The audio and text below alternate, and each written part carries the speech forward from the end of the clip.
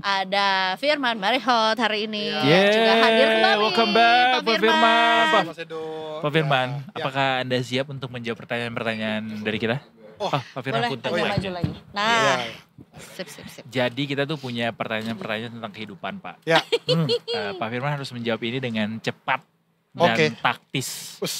Waduh. Pak Firman lebih takut gagal atau stagnan? Stagnan? Oke. Menurut Pak Firman udah jadi versi terbaik dari Pak Firman sekarang belum? Belum. Apa momen paling plot twist dalam hidup Pak Firman sejauh ini? Apa ya? That's quite deep. iya Susah sih. dijawab. Ya kan, Pak? Terakhir Pak, Ya. kalau Bapak bisa kasih nasihat ke diri sendiri yang 10 tahun lebih muda dari saat ini, Bapak bakal bilang apa? Bilang jangan buang-buang waktu. Hmm. Lebih pergunakan waktu lebih baik lagi. Raka tang, jangan buang-buang waktu ya. Langsung jadi quote yang Iya. backgroundnya sunset gitu ya. Karena waktu adalah uang ya Pak. Betul. Kalau Dan waktu buang-buang nggak bisa balik lagi. Dan waktu nggak bisa Iya, balik iya, lagi. Betul, iya. betul. Kalau buang-buang waktu berarti buang-buang uang. Betul. Terima kasih Pak, baru di awal udah nampar. Buang-buang waktu artinya adalah buang-buang uang. Boleh Iya. tolong nanti dibikin Itu dalam potongan sekali loh. Nah, kalau yang mau dijadiin potongan TikTok tuh yang gitu dong. Bukan yang ramah-ramah. Biar kita punya tuh bahan TikTok ya dipotong-potong tuh tadi ya. Kita hari ini mau membahas soal berani beda, berani cuan gitu. Jadi sebenarnya juga nggak apa-apa punya cara yang sedikit berbeda dengan Menjadi orang umum. yang melawan arus gitu. Iya, ya. iya. gitu untuk cuan. Kelihatan sih Pak Firman ngelawan arus banget. Sampai hilang rambutnya semuanya. Parah lu. Orang botak tuh ini tahu punya benefit Iya, efisiensi waktu. efisiensi sampo juga. Oh. Lebih irit ya. Lebih irit. Irit. Mandi juga jadinya lebih cepet kan Oh Pak? iya. Iya.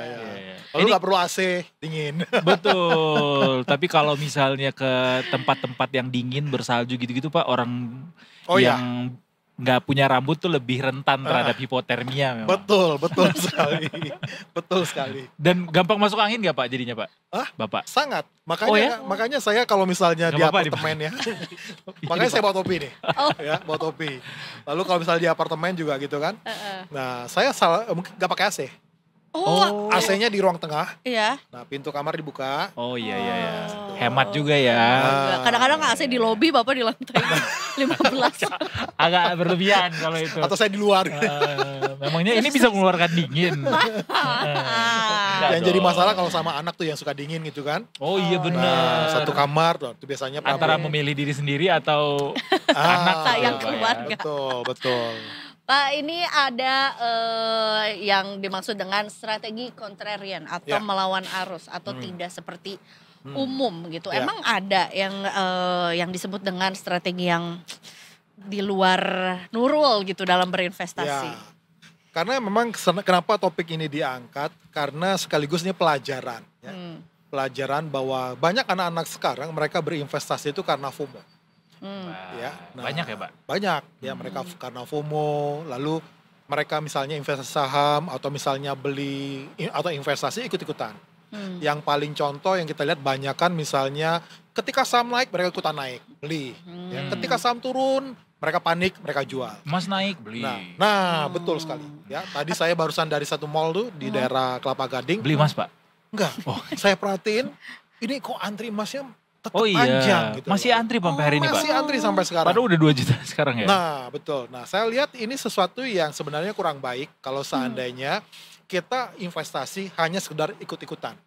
Nah, kita perlu belajar ada yang namanya kontrarian, ya. Ibaratnya sebenarnya Warren Buffett juga mengajarkan ini. Dia bilang gini, ketika semua orang serakah, ya, dia menjual. Oke. Nah, ketika semua orang panik atau khawatir, dia beli saham. Nah, ini sebenarnya kontrarian. Dan kita bisa lihat seperti kemarin Amerika pasarnya crash, itu salah satu yang tetap untung itu Warren Buffett. Jadi ketika orang panik, dia malah dia ambil posisi. Dia kayaknya cenayang deh Pak. Nah, bisa jadi cenayang. Kenapa cuma Ya. dia yang berhasil? Nah. Selalu dia yang Selamat, berhasil. Betul. Selamat. Karena sebenarnya Ada rumusnya? ada rumusnya Oh untuk ya? menjadi seorang kontrarian. Karena sebenarnya kalau kita mau berinvestasi, kita mesti tahu keputusan yang paling penting kan keputusan kita beli, keputusan kita jual. Iya. Nah, kebanyakan sekarang justru orang investasi itu ikut-ikutan. Jadi ketika orang beli, orang ikutan beli. Ya, ketika orang jual, ikutan jual. Nah, sementara kalau misalnya kita punya caranya, punya skillnya, ketika orang misalnya beli, ya, nah di situ kita menjual tuh. Nah, ketika orang menjual, kita membeli. Nah, kita ambil contoh misalnya, nggak usah jauh-jauh deh. Sekarang kita lihat, mungkin orang masih bertanya tentang saham-saham big cap misalnya. Yang mereka bilang, wah ini masih kemana ya?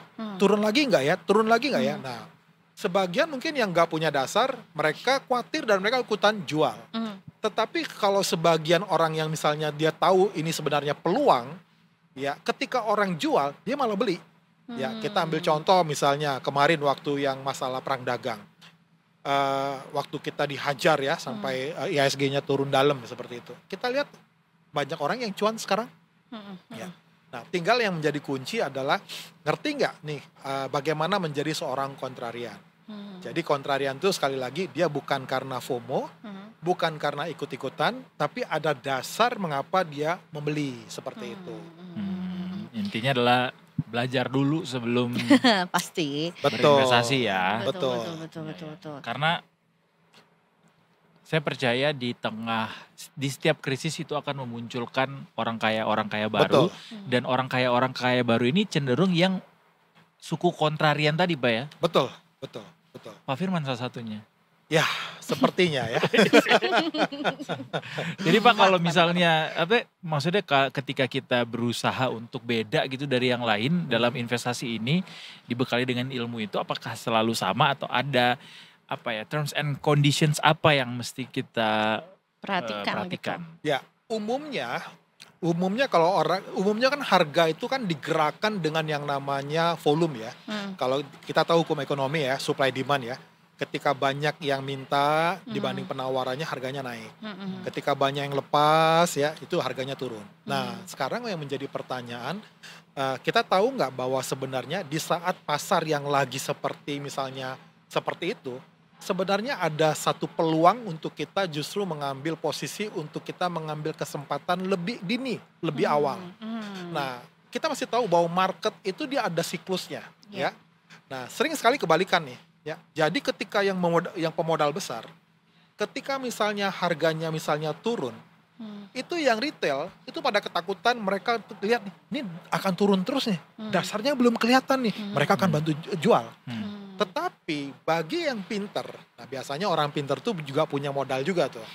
Nah kalau dia nggak pinter, gimana dia punya modal besar? Bagaimana dia punya kapital yang besar?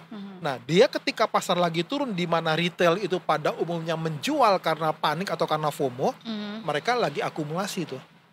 Nah ketika harga sahamnya lagi naik, nah persoalannya yang retail FOMO nih, takut harganya mereka ketinggalan nih, takut nggak cuan nih, mereka beli. Sementara mereka yang udah beli di awal, mereka ada istilah di saham tuh lagi distribusi. Ya, mereka lagi lepas sahamnya pelan-pelan tuh untuk mereka realisasi keuntungan. Nah, karena kalau dia lepasi langsung buk seperti itu, pasar kan turun. Kaget, ya. Nah, jadi caranya gimana? Dia distribusi, dia lepas pelan-pelan. Ketika dia lepas, yang retail ini naik terus. Nah, akibatnya apa? Akibatnya mereka beli di pucuk, alami kerugian. Nah, itu sebabnya kita juga perlu paham aliran kontrarian ini. Ibaratnya, jangan ikutan FOMO, jangan ikutan panik. Nah, justru kita bisa melihat di saat panik ada peluang nggak? Nah, di saat orang lagi euforia, hati-hati. Jangan-jangan nanti saya akan kejebak di atas. Nah, seperti itu. Nyangkut ya? Nyangkut, Iya. betul. Istilahnya nyangkut. Karena kalau nyangkul di sawah. Itu sering terjadi juga. Makanya sebetulnya pasti banyak juga dong yang harus dipertimbangkan ketika ingin menerapkan si strategi kontrarian ini gitu. Karena memang nggak mudah gitu rasa untuk melawan kefomoan yang ada gitu, atau mungkin juga karena keterbatasan ilmu gitu ya, atau keterbatasan pengetahuan juga akhirnya jadi kayak ya nggak apa-apa, if I go down with 1 juta orang lainnya gitu. Iya, Jam I jump. Iya gitu. Ya, jadi kontrarian itu bukan hanya asal sekedar beda. Iya. Jadi orang ke utara, dia ke selatan. Bukan hanya sekedar itu. Tetapi yang mendasari adalah mengapa dia berperilaku berbeda dengan orang pada umumnya. Nah, seperti yang kita bahas bahwa sebenarnya kebanyakan seorang investor mereka membeli itu karena FOMO. Harga naik, wah takut gua ketinggalan nih, dia beli gitu ya. Harga turun, wah takut nanti turun makin dalam nih, dia jual. Nah, padahal kontrarian itu ketika harganya murah, ketika orang pada panik, nah dia ambil posisi, ketika orang pada membeli, dia pada menjual. Karena dia udah punya posisi duluan, dia udah masuk duluan. Nah, karena kalau kita investasikan yang paling penting itu buy and sell-nya ya. Iya. Kapan kita beli, kapan kita jual. Ambil contoh misalnya kalau saya tanya pendapatnya terkait emas. Ya, yang sampai sekarang antriannya masih Mengular. Panjang. masih panjang. Kalau menurut saya itu karena panik. Hmm. Kalau Panik mau lihat buying. dalam jangka pendek, kita belum hitung berapa pajaknya. Iya. Jangan lupa yang tertera di media, harga emas itu adalah harga di saat kita beli. Betul. poin Harga pas jualnya jual. nggak di Buybacknya situ ya. loh.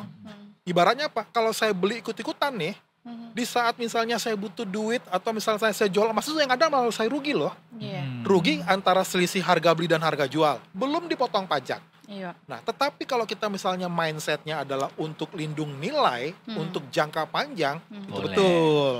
Tapi kalau hanya sekedar ikut-ikutan, nah kita mesti lihat dulu, jangan-jangan itu udah kemahalan. Dan Pak seperti Firman itu. sanksi, mayoritas dari teman-teman yang beli emas saat ini menggunakan skema jangka panjang gitu.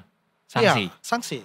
Menurut saya kebanyakan mungkin karena lihat, wah ini banyak ya orang antri emas ya, ikutan beli.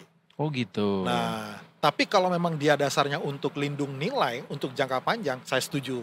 Oke. Iya, iya, iya. Oke. Memang ada waktunya dan termasuk juga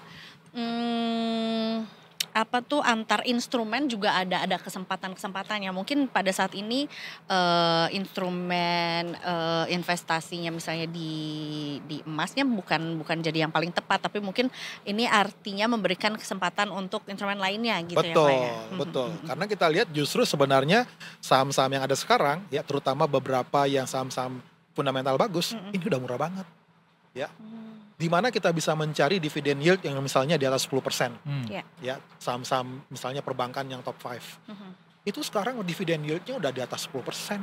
Iya. Ya, nah, Beli sekarang. Nah, beli sekarang gitu ya. Nah, tapi kan masih ada yang takut. Nah, kalau dia untuk trading, bolehlah. Iya. Ya, dilihat masih ada. Kita nggak tahu nih perang dagang nih sampai kapan nih ya. Iya. Antara Amerika dan Cina berbalas-balasannya Sampai sampai tahun kapan selesai nih. kayaknya, Pak. Nah, ya. Pak, lumayan Mbak, bukannya dia baru banget Iya, nih 4 tahun ya. Aduh. Ya, Aduh. tahun. Jadi mendingan beli saham ya daripada emas sekarang ya. Kalau mau- menurut saya ada banyak saat ini saham-saham yang murah banget. Ya, secara valuasi. termasuk big banks tadi. Termasuk big banks tadi. Gitu. Kenapa orang beli emas ya? Kan mahal. Iya kan mau nikah. Belum, nggak semuanya mau menikah kan yang Ya beli emas kan sekarang. tahu kan. Kalau nikah untuk itu Mahar, mahar, iya. oke. Tapi kalau misalnya dia mau beli emas tujuannya untuk nanti nabung nikah. menabung nikah, hati-hati. Hati-hati, Iya. apalagi beli emas dengan tujuan untuk anak sekolah 2 tahun lagi misalnya, belum tentu balik modal ya Pak. Betul, betul. Ataupun kalau balik modal tipis banget gitu. Betul. Sayang. Iya. Mendingan beli saham. Nah, Tapi tetap dengan knowledge ya Pak ya. tetap knowledge, tetap knowledge. Nggak cuma itu tadi kayak yang dibilang Pak Firman bahwa biar beda orang-orang antri beli emas, gue beli saham aja. Kan kata Iya. Pak Firman pokoknya harus kontra. Betul. Jadi ini tuh strategi kontrarian, bukan pick me. Nah, Yang penting beda ya. Yang penting beda. Iya. Apa cuma gue? Enggak, kayak gitu ya. Apa Pak tips-tips yang mungkin bisa diimplementasi sama The Tickers juga yang oke ini saatnya untuk melihat atau memandang sesuatu dari kacamata yang berbeda. misalnya. Kapan harus kontra, kapan harus bisa Lihat sama gitu sama Oke. yang lain. nah, untuk menjawab pertanyaan itu, jawabannya yang pertama dia harus punya dulu pemahaman tentang investasi. Ya, kalau dia investasi di saham, dia mesti tahu tentang saham itu apa, risikonya apa. Nah, jadi dia mesti tahu itu dulu. Nah, kalau misalnya dia ini misalnya di properti, ya sama. Dia harus tahu seperti itu juga.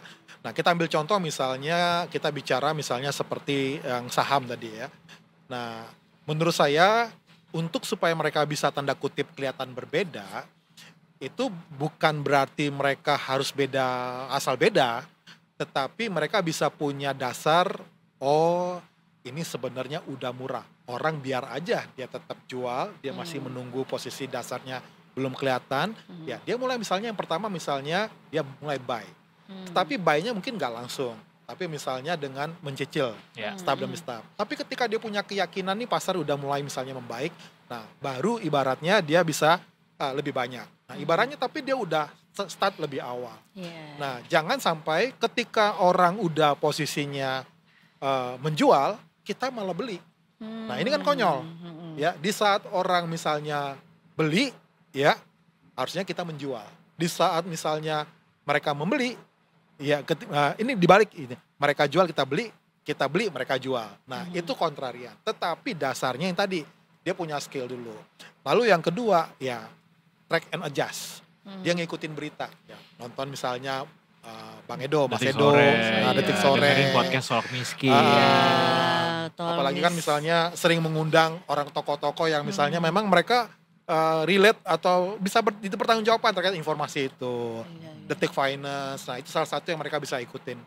Untuk mereka bisa melihat, oh iya bener ya, ini apa yang saya yakini, apa yang saya analisa, itu masih sesuai nih dengan yang tadi saya yakini.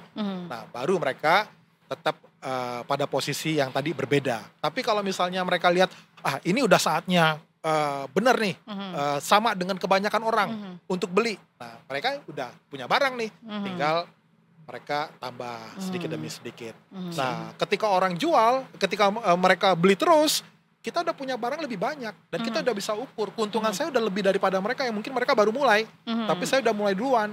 Ibaratnya mereka cuannya misalnya 2-3%, kita udah cuan 10%. Misalnya seperti itu. Seru. Dan perlu juga diingat investasi itu butuh modal besar yang namanya sabar Pak ya. Betul, sabar. There's no such instant di investasi Gak ada, gitu. Betul, gak sabar. ada.